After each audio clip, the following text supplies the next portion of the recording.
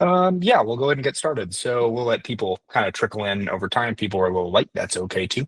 But hey, everyone, this is tonight's Monday guest speaker. I'm David York. I'm one of the technical project managers here at CodeU. And thanks a lot for being here. Really appreciate it. Some housekeeping things before we get kicked off. In general, keep yourself muted unless you're asking a question of Joe, our speaker tonight. You can also ask questions in the chat. We'll grab them as we see them, if you don't mind. But yeah, other than that, just sort of keep yourself muted unless you're asking something or wanting to contribute to the conversation. As a reminder, make sure to fill out your form in your classroom if you're doing this as part of your class requirement. I'm not exactly sure where that is, but you can probably ask one of your class runners like Blake or Dan, and they can point you in the right direction. But make sure to have that in, get credit for it. There will be a recording of this posted later, so if there's something you want to refer back to, you totally can. Same too if you had a friend that couldn't make it. We will have a recording out the next couple of days. But yeah, without too much else, we're joined tonight by Joe Kratzat. He works for Oracle. He's a senior member of the technical staff there, and he's actually done this talk before to great success and effect. People really liked it. I really liked it. So I'll turn the thing over to him. So, Joe. Hey, everyone. So just a couple of quick heads up. I've got a little bit of a tickle in my throat, so if I cough or drink water, I apologize. And also, my daughter has a piano teacher showing up, so if something rings, that's me. So let's see. I'm going to share my screen now. And it is a wide monitor. I hope that doesn't goof everybody up. Let's see, did that screen? Okay. So I want this to be, interactive. If you have questions, feel free to ask. I do have the chat over here, so hopefully I see that. If not, David, just yell at me as we kind of go through this. So, yep, like David said, I've given this talk before. I don't know if anybody used ChatGPT way back in the day, but I generated this image. I don't know what I said to generate it, but you can see the little things down in the bottom. They don't do that anymore. That's how they used to say, like, this is AI generated. Now it's all AI generated. So that's where we came from. Holy hell, that's terrible, right? Like, oh, that's great. All right. So anyway, what am I going to talk about? So basically, I've gone through a whole lot of learning, and I've kind of walked my way from beginner all the way up to a large international corporation, a big tech entity. I hope most people have heard of Oracle. If not, we do a lot of stuff. Databases was where we started out. And now we do a lot of cloud stuff. So if you're familiar with Amazon or DigitalOcean or some of those things, we are considered a hyperscaler. So we have data centers throughout the globe. I don't remember how many now, but quite a few. And so I'm on the Oracle Cloud team, and I have been for, I guess, just a little over 7 years now. And so I kind of want to talk about how I got here, because I think some people assume that you can get here only one way. And so I really like telling people, like, I'm not crazy smart. Like, I just enjoy what I do, and I continue to work to get here, right? So that's what I want to talk about, right? So how did I get into computers? Kind of my education, and kind of how I educated myself through all of my employment, and then also kind of reaching out to the community is how I got to where I am, right?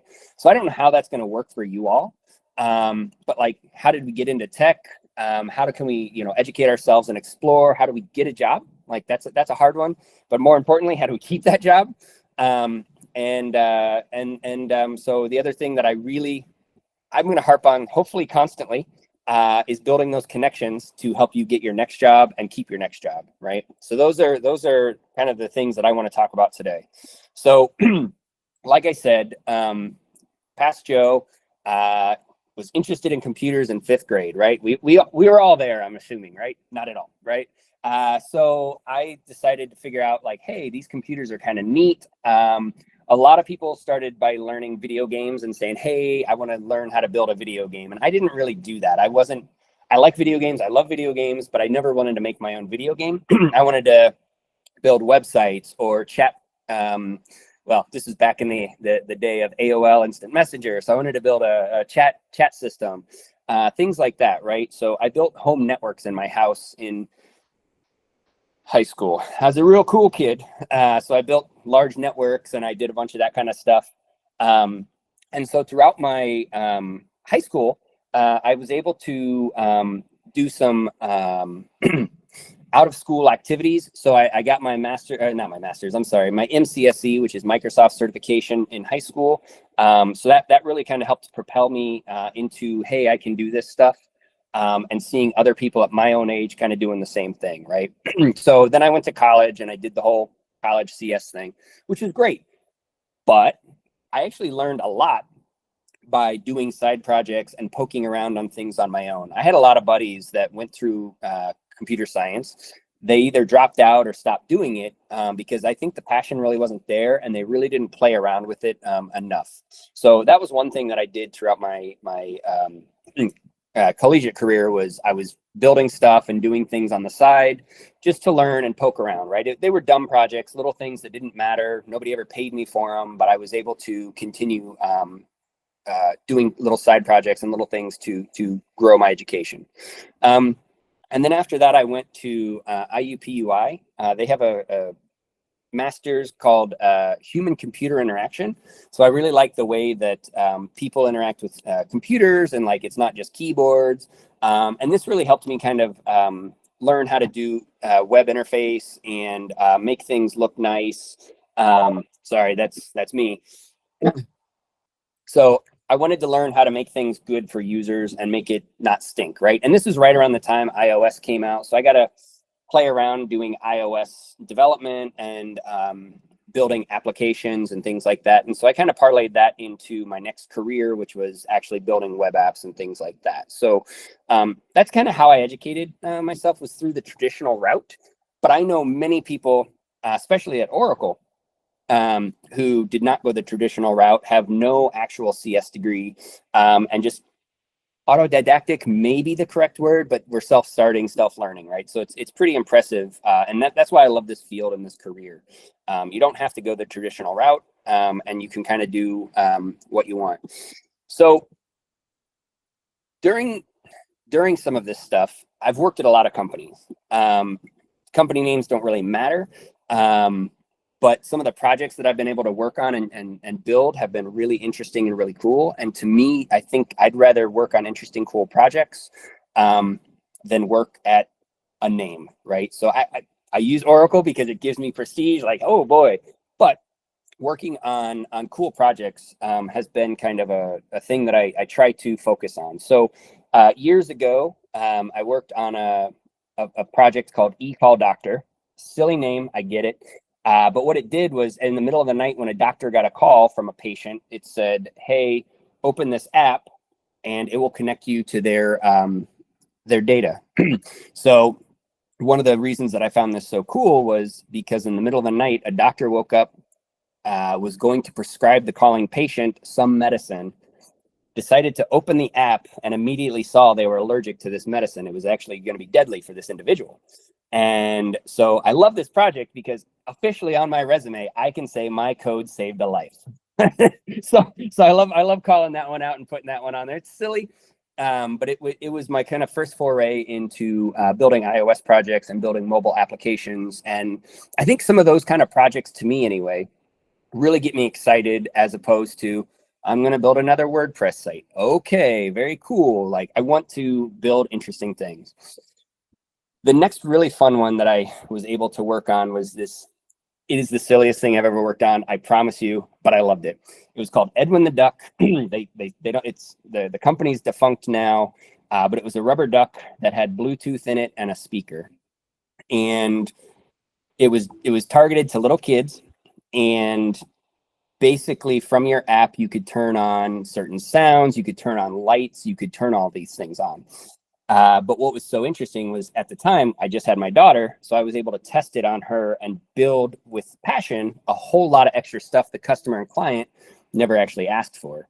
So I would spend time while my kid was sleeping next to me, like, hey, what could I do here, right? And so I played around a lot. I wasn't charging the client for this. I wasn't billing them anything extra. This was kind of a passion project to learn how Bluetooth works, how mobile applications interact with physical hardware and things like that. So I was able to spend a lot of time on this and build some really cool things into it. Doesn't work anymore today, which is sad, but we used to take it everywhere and do a lot of stuff with it. So I know you will not be able to hear the sound. But what I ended up doing, right, was starting out, maybe, I think you'd be able to see this if it loads, but it would just be able to turn on the light. Just turn on and off the light. That's how I learned to do this, right?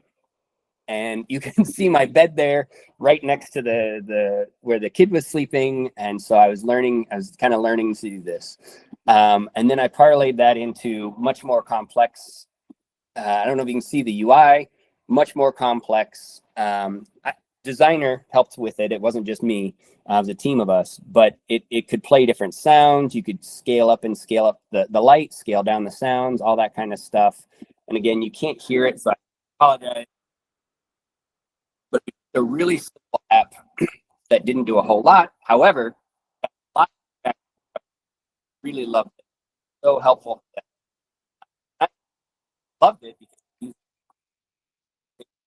Hey, Joe, you yes, are breaking up a little bit right now, just to let you know.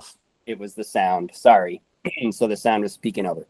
So I was able to use this and build a lot of really neat stuff around it just on my own for fun, right? So again, I kind of use this it was a real project, but I used it as a side project to continue to learn.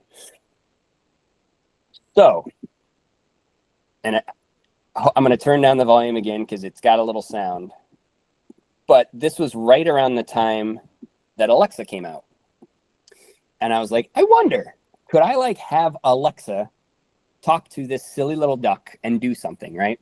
Again, didn't charge the client, didn't do any of that kind of stuff. It was just, I wanted to learn this and do this on my own. So I've got my Alexa here. I think you can see my mouse with a Raspberry Pi, Bluetooth, talking to the duck.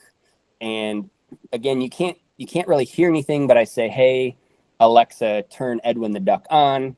She thinks for a second, and then you should be able to see his little head go on. And so really silly little project that I did. I showed the customer and I was like, hey, I think this is where we could go. How neat is that?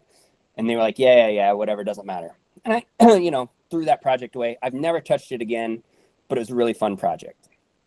And so why am I telling you all of this? Is because building these really, and I will harp on this again later, building these really dumb projects helped me grow my technical skills, my communication skills, and a bunch of other stuff that you're going to need to be a software engineer. So I'm taking kind of the code that I'm doing, and I'm going to move that into my next gig, which is building really big enterprisey kind of software, right? So yeah, it was cool with the new. Yep. So so I started off doing really small, simple things, learning, growing, building some iOS stuff, then kind of just saying, hey, how do these things interact, like Bluetooth with a physical, object? How does Alexa work? And so by doing that, I was able to run my own company for a little while, and then I moved over into Oracle. So Oracle's huge company, 170 plus thousand people globally. We've got, I don't know, 60 something people here in Lexington alone, and Nashville's the new headquarters, all the good stuff, right? So I had a buddy reach out and say, hey, I think you'd really like working here. We get to work on really cool projects and really cool stuff. And he's seen some of my passion for what I do and the projects that I get to work on. So coming over to Oracle, I was blown out of the water with like just the smart people who work there, all the stuff that they've worked on, right? These are folks who worked at Amazon and Google and all these kind of things. And here I am, this guy who's worked on really dumb little projects for iOS and whatever. And I thought, there's no way I can work for a Microsoft. There's no way I could work for a Google. And I got this job at Oracle. And I was like, oh, maybe I shouldn't self-reject. Maybe I could get this job. And so working at Oracle, I've been working on a few different teams. Like I said, I've been there for 7 years. So I was originally on the compute team. So if you've used Amazon and you're familiar with EC2, that was the compute team. Hey, I want to launch a compute instance somewhere in a data center, somewhere around the globe. That was our team. We would take that request. We would actually wire up your computer and then hand you back the connection information so you could work with it, right? So I moved around to a couple of different teams, and as of now, I'm on the Kubernetes team. If anybody's familiar with Kubernetes, crazy complex, very interesting, very cool project. But I'm doing kind of Kubernetes and Kubernetes open source related software. And so again, that's kind of been a passion project that I've wanted to do forever, which is do open source software. So I was able to land that and work on some of that kind of stuff. So this image here is roughly how some of the cloud infrastructure stuff works. I'm not going to go over all of it, but this is Kubernetes. This is kind of how complex it is. And so going from, again, a really dumb Edwin the Duck to understanding this architecture is just me, I say playing around with tech, reading different documentation, doing those kind of things, right? So we all have roughly 24 hours in the day. Some of us choose to do one thing, some of us choose to do the other. And so sometimes I choose to read documentation or look at YouTube videos specifically around how certain tech works. And so that helps me learn and grow in kind of the field I want to work in. One other thing that I was able to do at Oracle that I never thought I'd be able to do was come give talks at KubeCon. So I did this a couple of years ago in Europe. So I actually gave a talk, which is very difficult to get into, around a project that we were working on and kind of some of the stuff we were working on around making the release cycle better and all that kind of stuff. So I'm very proud of that. And it was a silly, fun little talk. It was like 15, 20 minutes, or maybe it was a half hour. I can't recall now, but I got to meet some amazing people, work again. I think the guy next to me there is, he was from VMware, another huge company. So I got to interact with him and meet, people from Google and all over the world from little Lexington, right? Like there's no way I should be doing this. So why am I saying all this and why am I kind of building all this up is because I think a lot of my success, and I think other successes I've seen through people to grow into kind of, senior technical staff or leaders in the technical community are really building dumb projects and building just things that they're passionate and interested in. So for fun, I decided I was going to learn a little bit of Kubernetes. I was going to learn a little bit of AI, and I was just going to hack on some stuff. So I've got a chicken coop right out back here. And I was like, how do I know when we have eggs? I don't know. I could walk out there, right? That's super simple.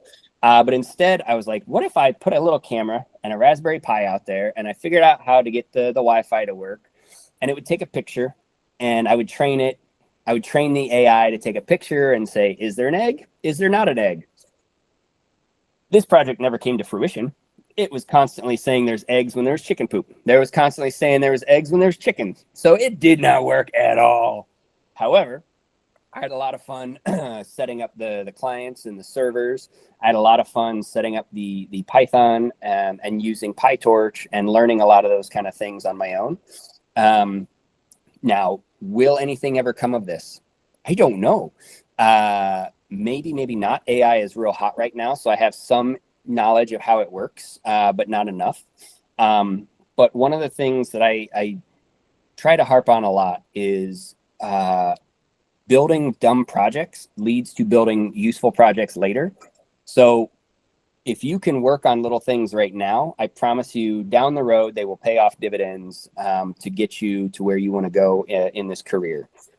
And then one other thing that has also helped me grow is through the community. So I run some things here in Lexington through the Bluegrass Developers Guild, the book club. We have a few tech meetups, and then I think it's going to be in November 8th or 7th or something. We have Lex Tech Talk, which is a tech community where some people come and give a few chats. So this is old data on the right, but we've had people talk about things like ham radio, things that developers do that DevOps hates, introduction to Vue.js and things like that. So I'd really recommend coming and being a part of this. And the reason why I would do that is because building those connections is going to help you get those jobs. So I think it's called the strength of weak ties is the term. But by having associates and by having people that know you, may not be your best friend, and that's okay, but they know you. Hey, this person needs a job. Oh boy, let's go reach out, right? So that strength of weak ties is really important in getting some of those jobs, right? Cool. So all of this worked for me. Like, what does that mean for you all, right? And I know I know there's a lot of stuff that we can do, a lot of different ways we can get there. So I don't know what's going to work for you. What I can say is, where do you want to get in tech is kind of where you need to focus and what you want to learn, right? Do you want to be a software developer? Do you want to be a user support engineer? Like, those are great fields as well. Sometimes customers are a bit of a pain. So that's why I didn't want to go that route. But you could also be sales. There's actually something I didn't put on here, which was pre-sales engineer, right? So you can be a software engineer in the sales market, in the sales pipeline to help land new customers, right? There's a whole lot of stuff you can do with tech. I think we know this. I still like to kind of call a lot of this stuff out because I think some people think, oh, you're just going to do software development. And it's like, there's a lot more you can do, right? Cool. What skills do we need? And my wife is a professor of communication. And so I think she loves this slide the best because really I should be calling out coding and logic as the top skills. That is not the case. It is typically some form of communication. Typically written communication is going to be your strength here, especially in this world of AI. Like, I hate to say it, but if you can write really good prose that the AI can understand, you're probably going to outprogram me. So these are skills that are going to help immensely. So one other thing I would also suggest that's not on this list is if you're not playing with one AI or something, I would highly recommend it just to get familiarized with it. Use it for potentially, I don't know if you can use them on your assignments, but it's definitely a tool in the tool belt, right? It's not a silver bullet. It's not going to make everything work right, but it's going to help you learn and grow. I use it constantly. I'm trying to learn how some radio stuff works. And so I have a conversation with Claude Code all the time. Like, hey, can you help me understand this? Hey, how does this work? Wait a minute, I don't understand. How does that work? Can you send me links to documentation because I don't trust you, AI, and those kind of things, right? So having some of that knowledge and use it as a tool is going to help you accelerate your learning and your path forward, right? So to me, education is not the CS degree. I don't care if you have a CS degree. It doesn't matter. Education to me is the exposure to different things and the learning process with which you pick up different skill sets, right? So again, the main talk here should really not be like software engineer or coder to software engineer. It should really just be build dumb stuff, right? That's what I want people to take away. If you can play with the stuff on your own, if you can learn it and like make things better on your own, you're going to be leaps and bounds better than anybody else that you're working with, right? If they're just doing the assignments, that's great. But if you're doing things on your own, and like I would watch Netflix and then also play on my computer off to the side, right? So there's a lot of times where if you look at my GitHub, I've thrown a ton of code away that I will never see the light of day. Just to learn some new Java framework or some new code example, because that's how I learn. There's a learning style. I'm not going to know it. It's tactile kind of learning. I don't know what it's called, but I have to do it. So that's why I suggest doing it that way. If you can just read a book and memorize it, that's awesome. But that's not me. So, and I know that's not a lot of people. So that's why I like to try to tell people, it's not a waste of your time and it's not a waste of your talent to spend time building really silly things that you're interested in and then throw them away. Never touch them again, because typically the best software engineers I've seen have built the same thing over and over and over again, know the failure points. They know what could happen if they don't do it this certain way. They've seen all these things through failure, right? Learning through failure is one of the biggest things you can do as a part of your education.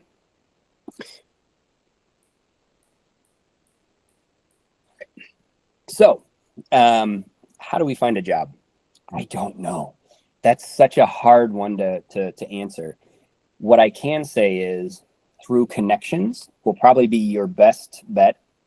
Through the learnings and the things you're doing through Code U will be a good way to do it. Through coming to Let's Talk Tech would be a good way to do it. Through just having your ear to the ground is going to be how you find these things, right? And I don't know if this is everybody's kind of first time trying to find a job in tech, or if they're wanting to kind of move around, or how this works. But that first job stinks. I did not like my first job. I had to do grunt work. I had to do the stuff that I was like, this is dumb. Why am I doing this? But through finding like mentors in the job, I was able to learn, okay, I now see what you're talking about. I understand why I have to do this horrible grunt stuff. I do understand. So that's, again, going back to that connection, is finding somebody at that first job who can help you grow, who can help you learn. That will be massive. And you're going to screw up. I can't tell you the number of times I've taken down a prod database. In the middle of the night, shut down a server that was running my customers' production workloads. Just killed it. But I've done that enough times. You know what I did? I had a script off to the side. I got that thing back up in under an hour. The customer never knew, right? So you're going to screw up a lot. Learn through failure. We're all in Kentucky. Is that right? Somewhere. So one of the best examples I've heard is, if anybody is familiar with rock climbing, as you climb, you're going to fall. That just happens. But you don't want to fall at the same spot every time. So you're going to climb, you're going to fall, you're going to catch. You're going to climb, you're going to fall, you're going to catch. But you're making that progression higher. And so we're going to fall, we're going to fail a lot. We don't want to fail at the same spots, right? So I've failed by killing a production server. Well, how do I stop that? I know how I did that in the past. So now I have scripts. Now I have things to make sure I can get it back up immediately. We also have things that called change process that would like prevent a lot of this kind of stuff. So we learn through our failure. And then the other thing I would say, and this is hard for a lot of people, is learn how to take feedback and like use it to your advantage to grow, right? A lot of people take feedback and go, you don't tell me what, you don't tell me nothing.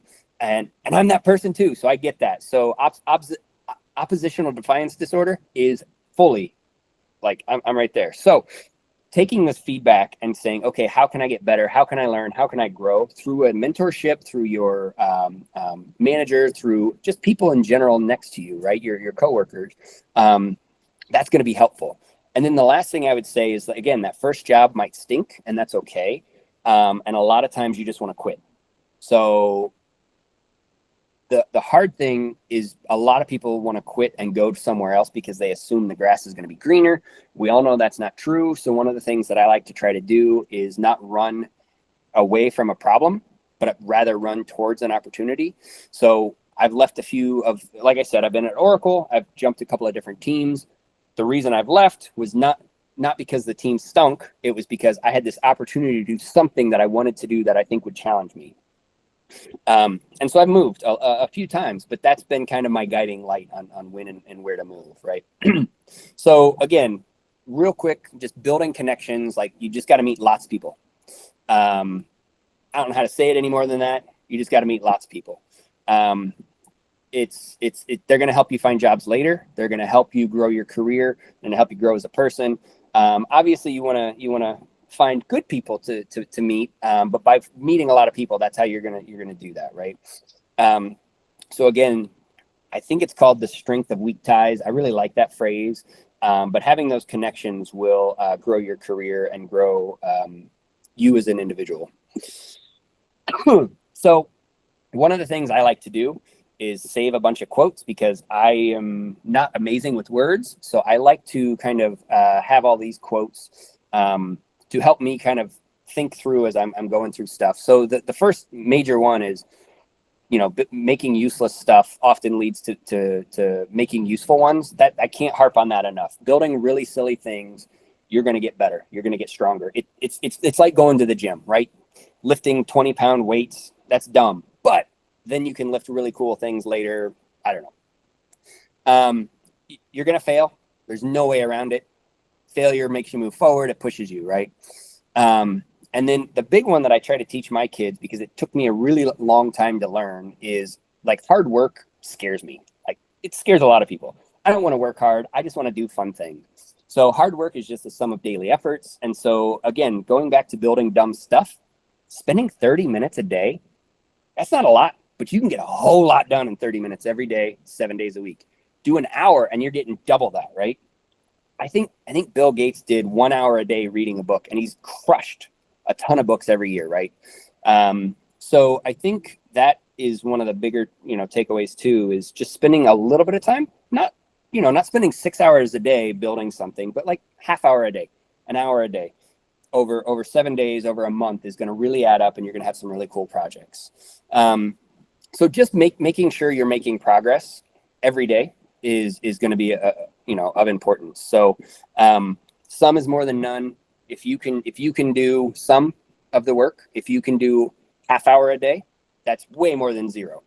So don't ever feel bad if you have like an off day or not, but like maybe break open that Chrome tab and be like, I want to read how, I don't know, Node.js works or something. Let me just go look at this interesting function that Node.js has. Spend 5 minutes on it. That's more than none, right? And that's going to grow your career and your skills and your strengths. So build dumb stuff.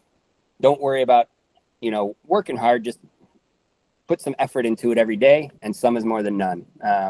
Those are kind of my big things to help you grow and strengthen your technical prowess and grow into a software engineer. With that said, Any questions? yeah.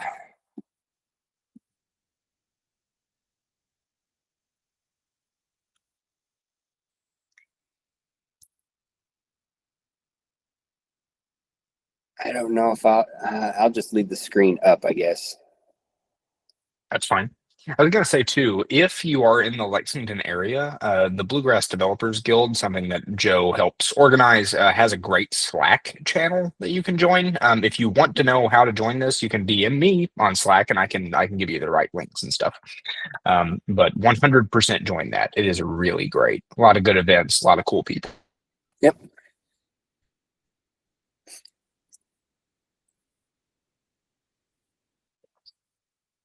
No questions or anything? Oh, yeah. There's a hint. Yep. You got to do that. I'm not doing none of that. Yeah, I got it's totally fine. Yeah, go ahead.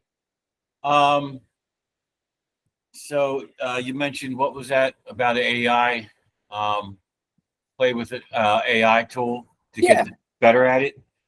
Any tips on how to get better questions? Because ChatGPT seems stupid a lot of times, but it's probably me asking horrible questions. Nope, they're all dumb.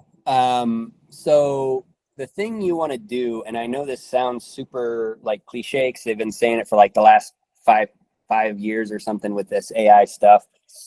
I guess maybe it's only been 2 years. I can't recall. Is the prompt engineering and writing really good prompts will help immensely. So it's one of those things that you can actually go out and search for prompts. So I have. You get a look at my Google Keep here. Just 1 second. I actually have a prompt that I keep with me. Maybe it'll load. You'll get to see a whole bunch of shopping lists. Come here. What the hell is that? There we go. So right here, I just have this prompt that I save that I stole from somebody else. I don't remember who I stole it from, but basically, at the end of a chat that I have with ChatGPT, I say, hey, please dump out everything we've talked about, and here's how I want it. So I save prompts, and then I can iterate on them just like I would code to say, like, please spit out, detail what we discussed, shows our understanding is evolved, blah, blah, blah, blah, blah, right? And then dump out some notes for exploration, and then do it in this format, right? So if you write really good prompts. Awesome. I think it's called Awesome Prompts. I don't know. You can find a whole bunch of these through ChatGPT prompts, and they give you kind of some general guidelines and some starting points on how to write better prompts. Yeah, so something silly like this, but what ends up happening is you tweak it over time and you can make it better. So these are pretty small.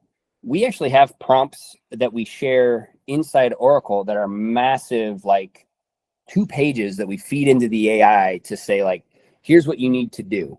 And so that's how you get better at it. You can do it conversationally, no question. You can have a conversation, be like, hey, tell me about JavaScript. Okay. Really what I want to understand is like this aspect of JavaScript. How does the async await work or whatever, right?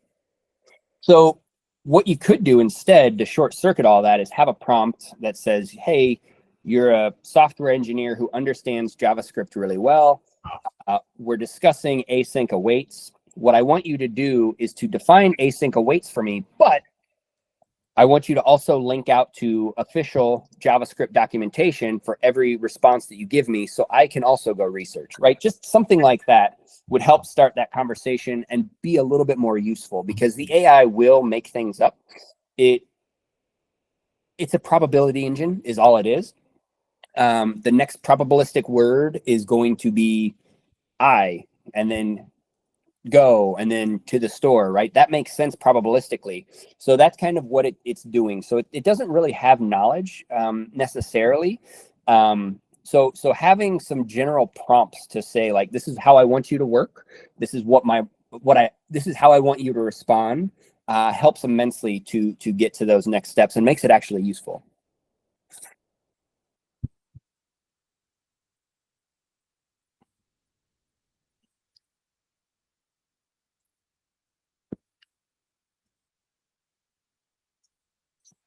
Yeah, go ahead, Vernita.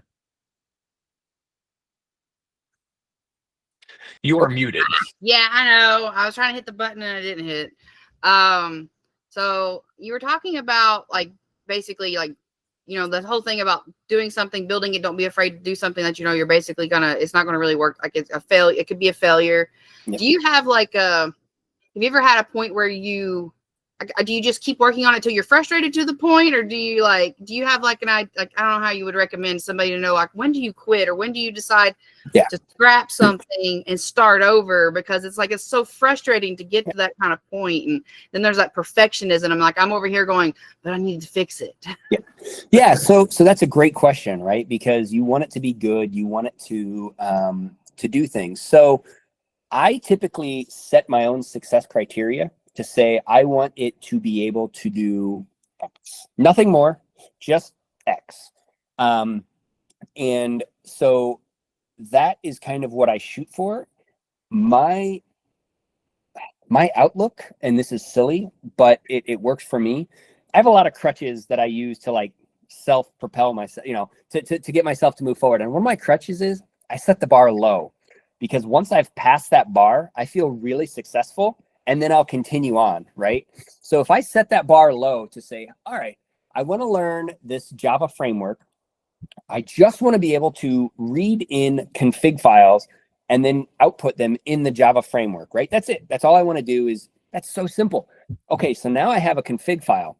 Now what can I do with that, right? Like, oh, let me see. Can I securely store this config file to where other people can't read it and it's encrypted at rest, but then I can read it? So that success criteria, very low, I was able to then, like, do 3 more things that I didn't really plan on doing, right? And had I said, okay, I'm going to do this thing way up here, I probably wouldn't have got there. So that's my crutch personally that I use, is setting the bar low so I hit the bar and continue past. I like that. That gives me, like, it helps me with thinking. We've got our capstones right now, and I feel like that right there has helped me just immediately right now with figuring out how to, like, I'm trying to scale myself in because I'm over here dreaming big. So I really appreciate that. Thank you. So I steal that from, I'm a distance runner. So if you try to run 50 miles, dear God, nobody wants to do that. But can I run a mile? Yeah, I'll run a mile. Can I run another mile? Yeah, I'll run another mile. I do that 50 times, right? So that's kind of how I have to look at all this, is do the little things and do what you can focus on, because you're right. You're 100% right. You're going to get frustrated. You're going to get angry. That's part of what we do.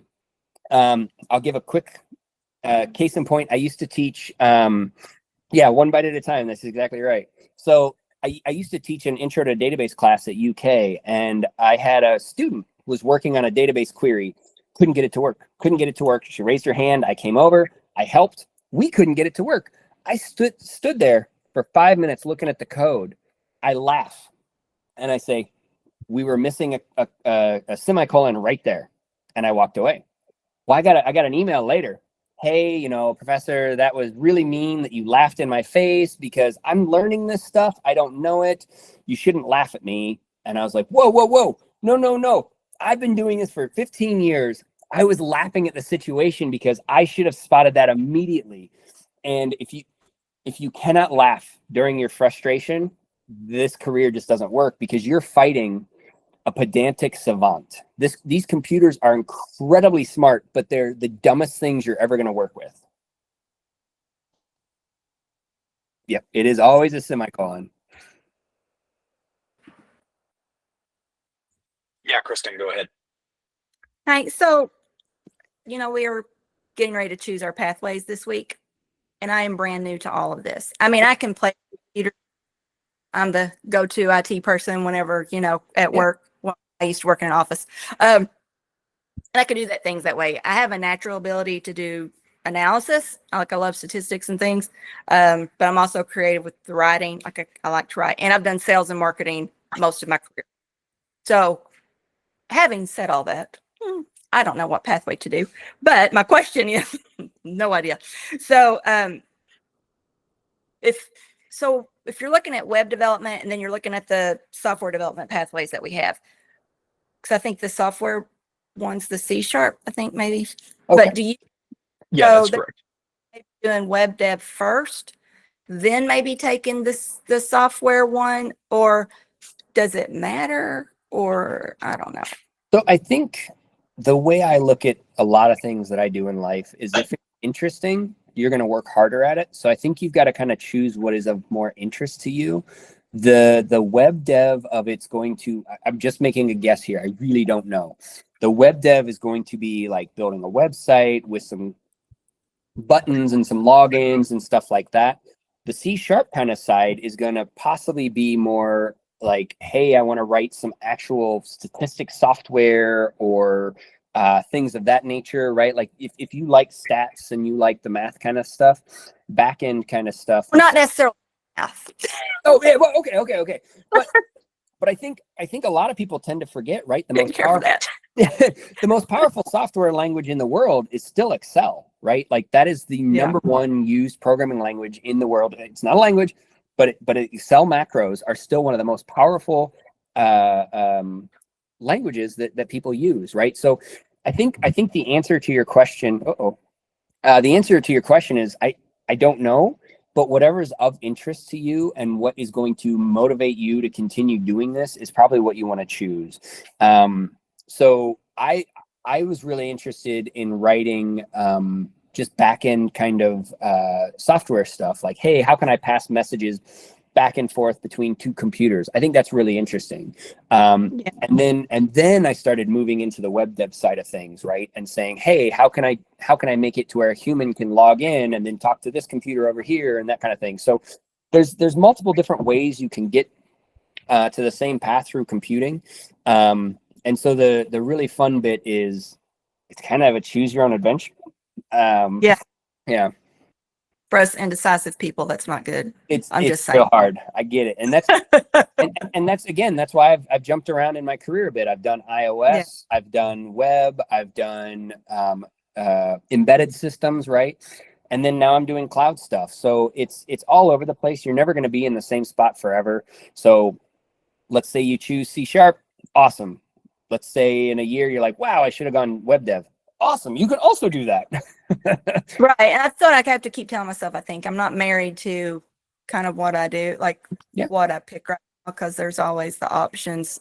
And then I think integrating, you can still integrate data analysis, I would think, into some of these things. I know that cybersecurity is also a pathway. I don't know much about it, about what's happening in that one. And then IT support. So But, I am a firm believer, and not everybody is this way. I like to have my hands in all the different pies that tech provides. So I know enough about cybersecurity. I know enough about programming. I know enough about server administration. I know enough about these kind of things that I can kind of jump in and go deeper on those things if need be. So that to me is how I learn really well. I know a lot of people are very depth focused. I like the breadth and then kind of go deep when I need That's how to. I am. I'm a jack of all trades, master of none person. Yep. So that also works, right? Tech is so broad. There's so many things you can do. So the thing that is of most interest to you now and will keep your interest for the long term is probably the best course. Okay. All right. Thank you. Yeah.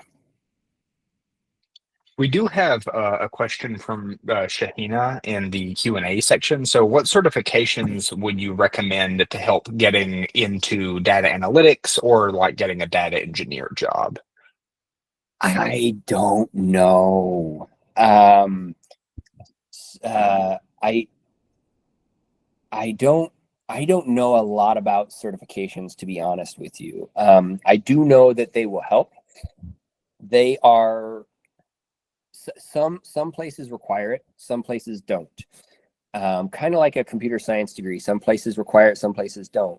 I think it's worthwhile to get them because it will help get your foot in the door. It'll help check the box that says I know this, and you can quickly move past that in an interview, right? So it is an interview builder. It's a resume builder, and so I think the best thing that I would do is maybe go into the Bluegrass Developers Guild chat and ask folks there who maybe deal with that. Maybe ask around online. And again, real dumb, ask the AI. Like, it will point you to certain different certificates that may be of import, and then you can go Google those yourselves to kind of make sure that they're worth your time. But if you think you have to get a certificate to get the job, you probably don't. Great. But if you want to do it, then I would highly recommend doing it because it's a really, if that's a good way for you to learn, and that's a good way for you to make sure you're accountable to get to that completion, that's huge, and that will help you throughout your career.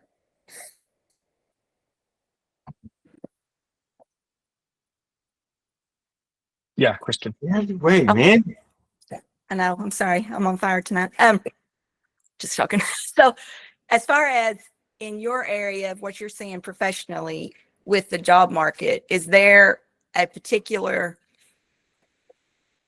area that's got a better chance of getting hired if you're on the low end as far as experience and stuff goes versus another area? So if that makes sense. Yeah, it's a hard one to answer because I've been doing this for so long. I'm out of touch with a lot of the intro jobs and things like that. But there are companies throughout the bluegrass that are hiring junior engineers, junior developers. There are consultancies that are hiring junior folks as well.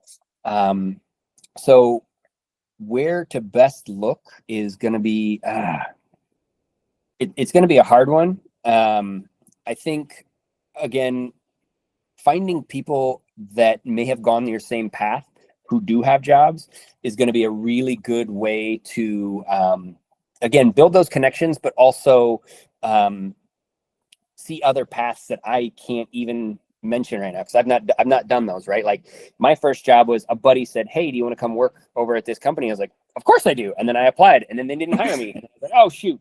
And then he's like, "Well, hey, we have this another job." And then I applied, and then I got it. So it's one of those things that I think having those connections, especially people who've gone through the thing you've gone through, or more junior folk, and building those connections will help get you those jobs. But Okay. And I will say Code U's been fantastic about on Slack about recommending jobs and putting them up on the career, like on the resource center and stuff. It's been amazing. And then the job workshop we even did, look, I'm older here, but like I didn't have computers until I was a senior in high school. So that tells you. Yeah. The job workshop even that I attended with David just was very insightful, and I think offered a lot of definitely good insight and information, and this whole thing's been invaluable. I just didn't know if the market was kind of trending toward one area as another, or I know it's hard to tell AI. No, it's trending to AI like that. until that bubble pops. Yeah. But Yeah. here's what I can say.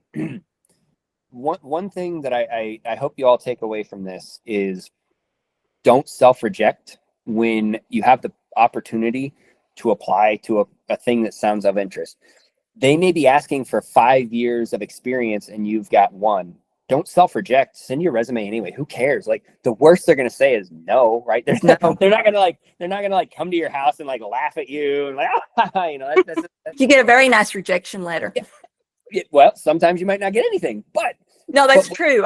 I've been seeing more of them. That's been interesting lately, like getting kinder on it. But you're going to go through a lot of rejection, and heck, I'll even go through rejection if I go to my, whatever the next position is, right? So these are things that don't self-reject just because you think you may not be a good fit or it may not be, ideal. Go and apply, because it's also a form of education to go through this interview, fail miserably, and go, whoops, let me go study back up on it, right? Failure is temporary, so it's okay. Okay. Thank you. I think, David, I went a little long. No, you're still fine. Yeah, Oh. we have until 7. So, okay. Any other questions?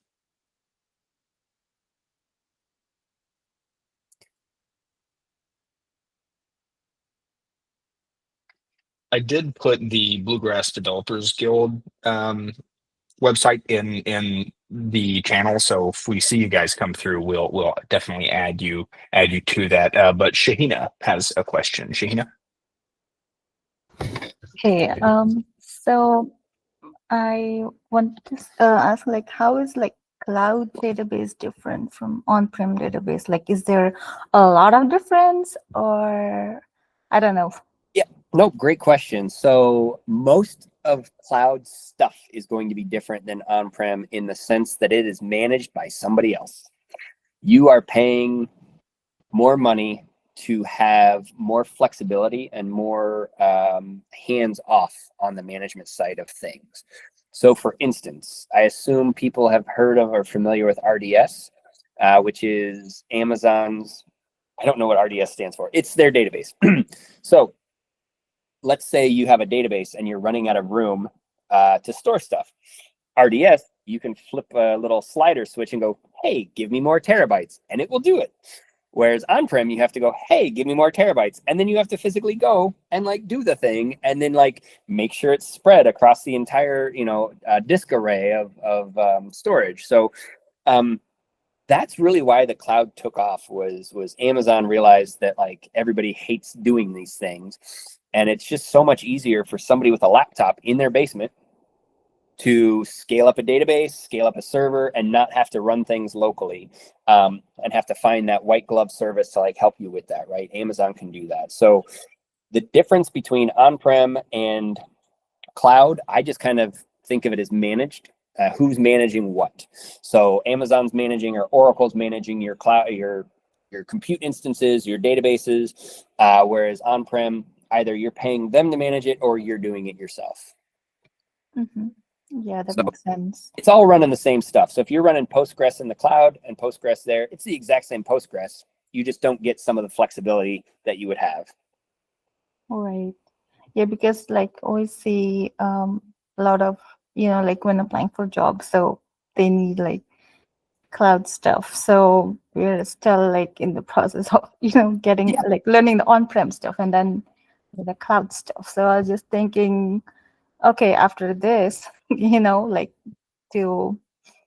I don't know, if you get a job, it's good. But if not, then we have like another technology to learn. I mean, there are so many things. Here's the deal. You all here, and me included, we're never going to know all this stuff. It's not possible. Yeah. There's so much to learn. If you think you're going to learn all this stuff, you're crazy. So No. I'm just saying, like, in Yeah. terms of learning, I'm just, it's thinking like there is like Yeah. so much. It's so overwhelming. Yeah, it is. So what I can say to that is learn what's in front of you, learn what is of interest to you, and throw everything else out. Who cares, right? Like, let's say you're writing a web login page. Cool. Go learn how a form talks to the backend server. Learn how to encrypt data at rest in a database. Learn about JWT tokens. Those are things to learn.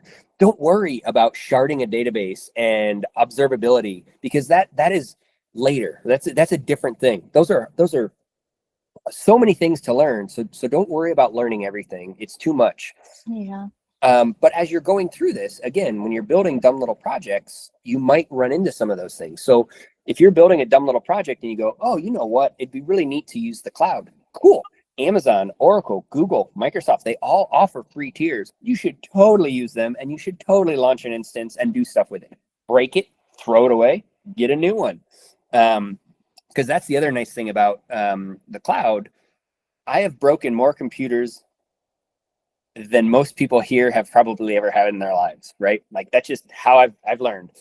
So by breaking physical computers, I had a lot of a problem, because then I would have to go, oh crud, I put the memory stick in wrong and it fried the motherboard.